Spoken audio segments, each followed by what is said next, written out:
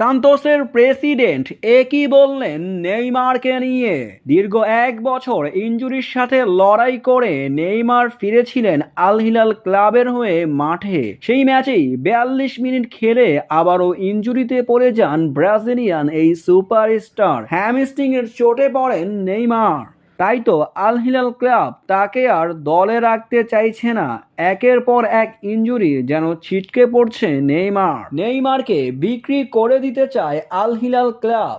তবে নেইমারের শৈশবের ক্লাব সান্তোসের কাছে নেইমার নাকি আবারও যেতে পারে এমন একটি গুঞ্জন উঠেছিল, সেটি এবার পরিষ্কার করে দিল সান্তোসের প্রেসিডেন্ট। তিনি বলেন, আমরা শুধু নেইমারের বাবার সাথে নেইমার সম্পর্কে কথা বলিনি, আমরা অনেক বিষয়ে কথা বলেছি এবং বিষয়টির সংবেদনশীলতার কারণে আমি বিষয়টি নিয়ে বেশি কথা বলতে চাই না। আমি যা নিশ্চিত করতে পারি তা হলো সান্তোস নেইমারের ভাগ্য নির্ধারণে হস্তক্ষেপ করে না এবং আমরা খেলোয়াড়ের সিদ্ধান্তের জন্য অপেক্ষা করব এবং তারপরে দেখব। তাহলে কি সান্তোস নেইমারের জন্য অপেক্ষা করছে? অবশ্যই কমেন্ট বক্সে জানিয়ে যাবেন।